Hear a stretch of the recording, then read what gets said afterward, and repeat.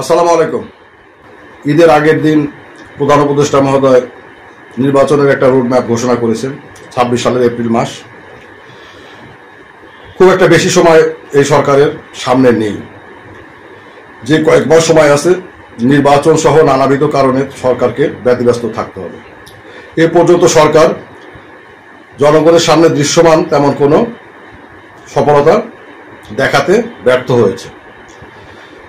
জনগণ আর মানুষের কথায় বা রাজনীতিবিদদের কথায় বা সরকারের কথার উপর আস্থা রাখতে পারে না।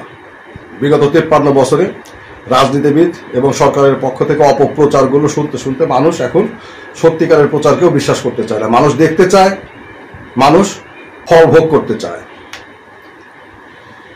সেই রকম কোনো দৃশ্যমান সফলতা কোনো সেক্টরে সরকার এখনো জনগণের সামনে তুলে ধরতে পারে নাই।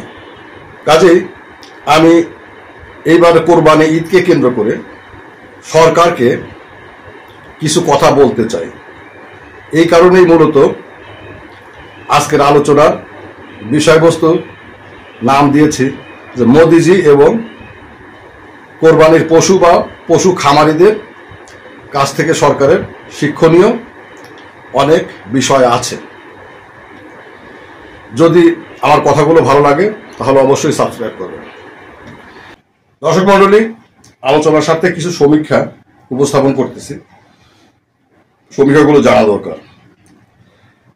গত বছর ২০২৪ সালে কোরবানি হওয়া পশুর সংখ্যা ছিল ১,৪,০৯,১৮টি।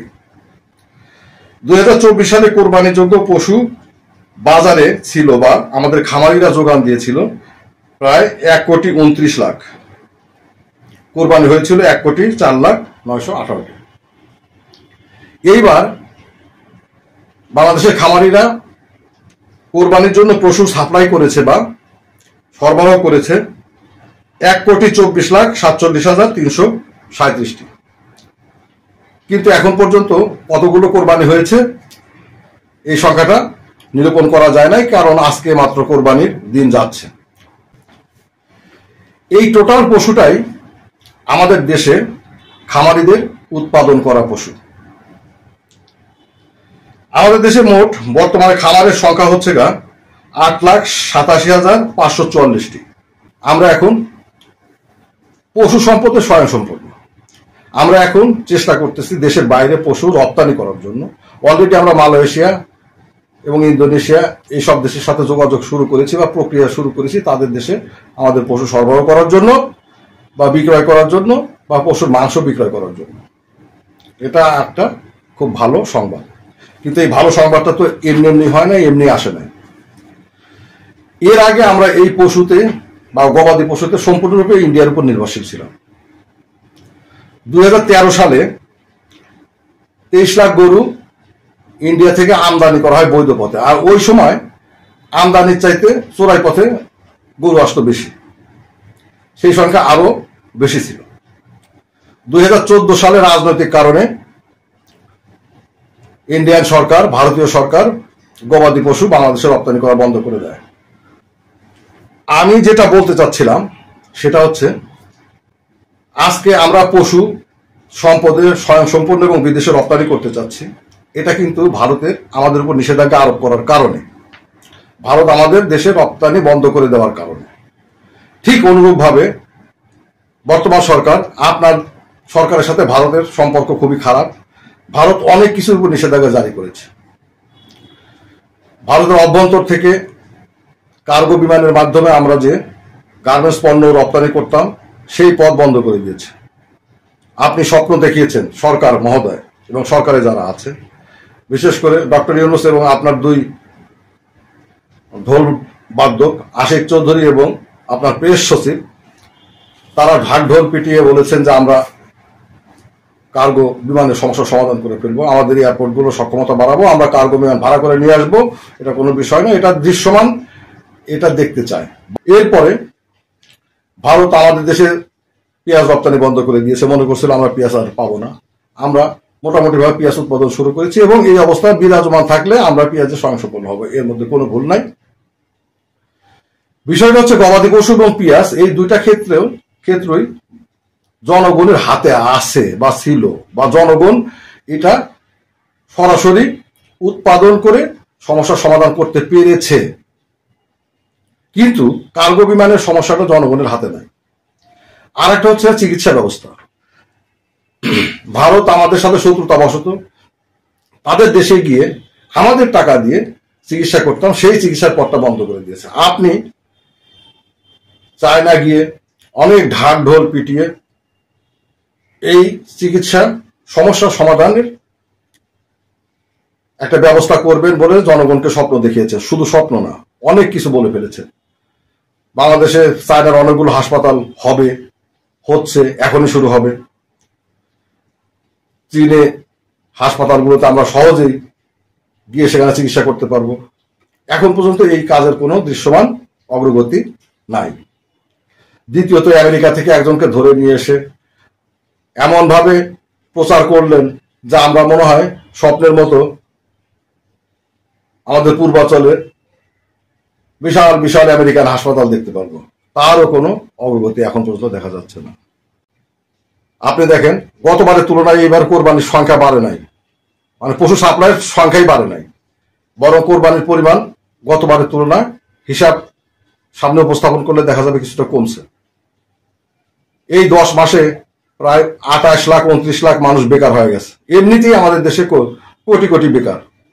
এর মধ্যে এই 28-29 লাখ মানুষ যারা গত সরকারের আমলেও কিছু না কিছু করছে, তারা এবার সম্পূর্ণরূপে বেকার হয়ে গেছে। ব্যবসাপত্র স্থবির হয়ে গেছে, কোনো ব্যবসা চলতেছে না, গার্মেন্টস বন্ধ হয়ে যাচ্ছে। শেয়ার বাজারের সাথে এই বাংলার বহুত জনগণ, বহুত আলামার জনগণ যুক্ত। গত সরকারের আমলে শেয়ার বাজার থেকে বাংলাদেশের সাধারণ মানুষের রক্তকে চুষে নেওয়া হয়েছে। এই 10 মাসে কি সেই শেয়ার বাজারের রক্ত চুষাটা বন্ধ হয়েছে? আপনি আসার পরে, ডক্টর মোহাম্মদ ইউনূস আপনি আসার পরে শেয়ার বাজারের রক্ত চুষা কি বন্ধ হয়েছে? 10 মাস হয়ে যায়। শেয়ার বাজারের এই কেরি ক্যাচাল বা সিন্ডিকেট বোঝে বা এটা ভাঙতে পারে এরকম লোক নাই। আপনি বাণিজ্য মন্ত্রণালয়ে পরিবর্তন ঘটিয়েছিলেন, তার সুফল কিন্তু মানুষ পাচ্ছে। এটা একটা ভালো দিক আপনার। শেয়ার বাজার ঠিক করতে পারে সেরকম কোনো লোক নাই।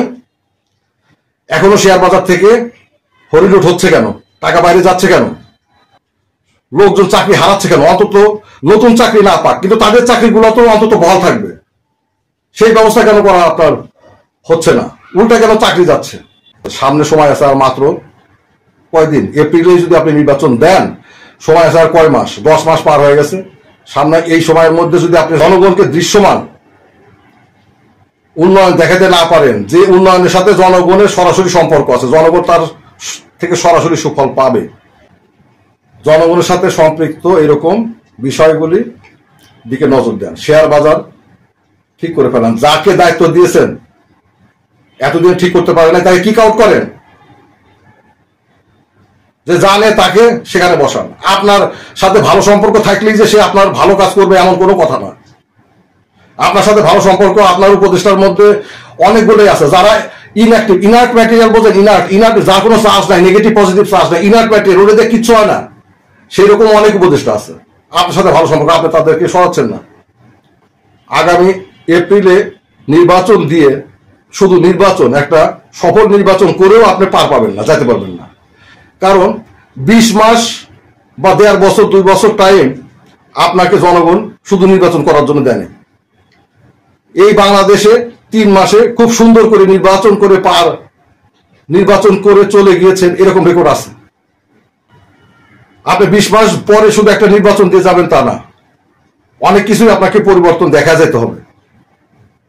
তার মধ্যে অন্যতম আপনি যে ঢাকঢোল পিঠায় বলছেন চিকিৎসা ব্যবস্থা আমরা স্বয়ংসম্পূর্ণ হব, এমনও স্বপ্ন দেখাইছেন যে উল্টা ইন্ডিয়া থেকে, আপনি থাকা অবস্থায় উল্টা ইন্ডিয়া থেকে মানুষ বাংলাদেশে চিকিৎসা করতে আসবে।